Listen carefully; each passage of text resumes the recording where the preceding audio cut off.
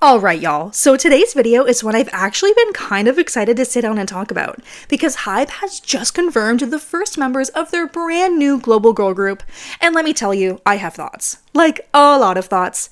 Before we even get into it though, let me just say this.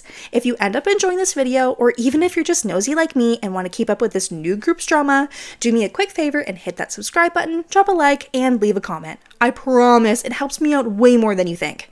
And listen, if you don't subscribe, I'm not saying I'll send Samara's controversy receipts to your group chat, but I'm also not saying that.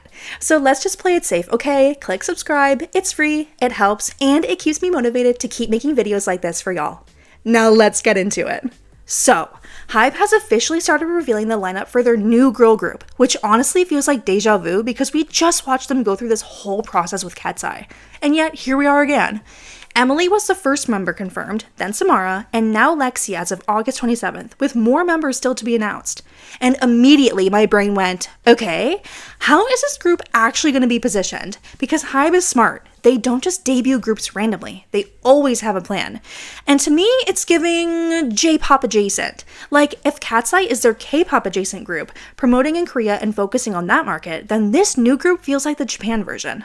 Think about it. Their reality show, which they're calling World Scout, the final piece, dramatic name, very Hybe, is literally a competition to find the final member of the group.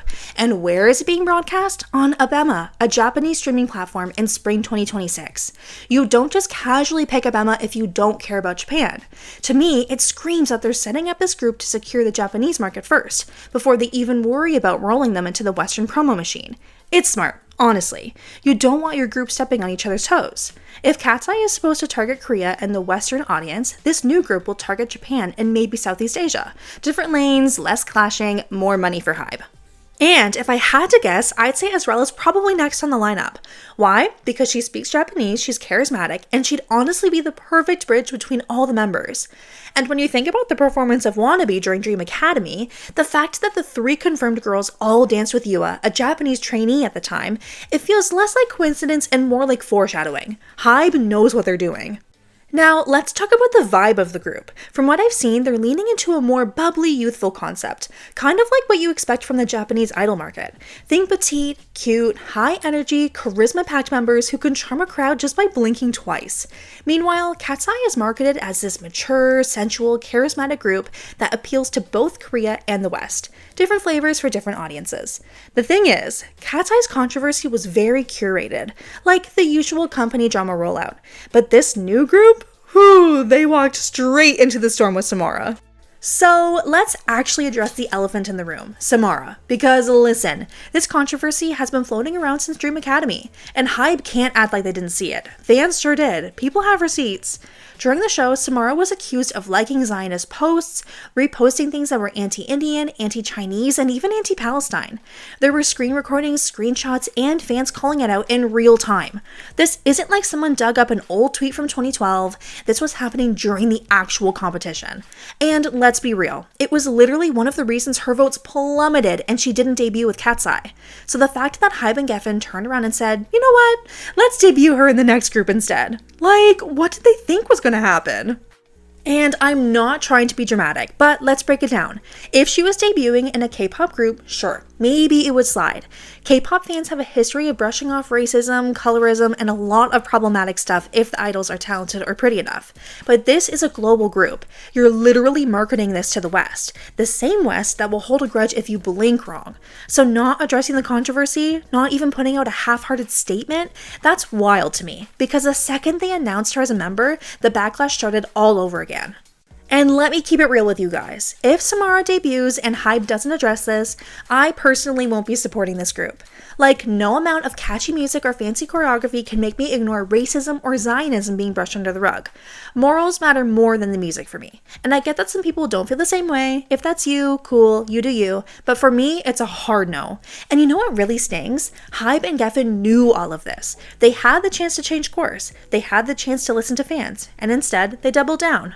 Meanwhile, Emily is someone I've actually been watching for a while now, and I'm kind of rooting for her. I've followed her dance career pretty closely. If I remember right, she's even performed as a backup dancer for XG at Coachella. That's huge. And she's got clips all over social media that prove she's a solid performer. My only hesitation with Emily is her vocals. During Dream Academy and Popstar Academy, her singing wasn't the strongest, but honestly, that can be worked on. She's already a fantastic dancer, she's got charisma, and with some training and support, her vocals can definitely improve. Plus, having a strong performer like her on stage helps carry the group's overall presence. And then there's Lexi. Oh, Lexi. So I'll be honest, I didn't really pay much attention to her during Dream Academy. She wasn't someone I followed closely, but her whole story is fascinating because she left the show, which at the time felt like a boss move, only to turn around and basically come back to the same system later. Like, girl, what's the plan here? I'm not judging, I just genuinely find it interesting. It shows that maybe she realized this was the best path for her career after all, even if it meant circling back. And you know what? Respect. Because it takes guts to walk away, and it takes even more guts to walk back in knowing people are going to question you for it. So yeah, that's the lineup so far. Emily, Samara, and Lexi. And like I said, I wouldn't be surprised if Israela is announced next, especially with the Japanese market in mind. But honestly, my bigger question is whether Hybe is underestimating just how damaging this Samara controversy could be in the West. Because listen, KATSEYE is already walking a tightrope with their curated scandals, and now this group is starting off with an actual messy one. And you can't exactly market a bubbly, youthful concept while one of your members has serious accusations of racism floating around. That is not a good mix. And just to put it out there, if Samara does step forward and issue a real, genuine apology, then maybe things can change. But as of now, the silence is deafening, and you can't build a strong fandom foundation when one of your members is already polarizing before the debut even happens. Fans will split, discourse will take over, and it'll overshadow the music. That's just reality. So yeah, I'm keeping my eyes on this group. I'm excited for Emily because she's a great performer, I'm curious about Lexi's story, and I'm very skeptical about Samara.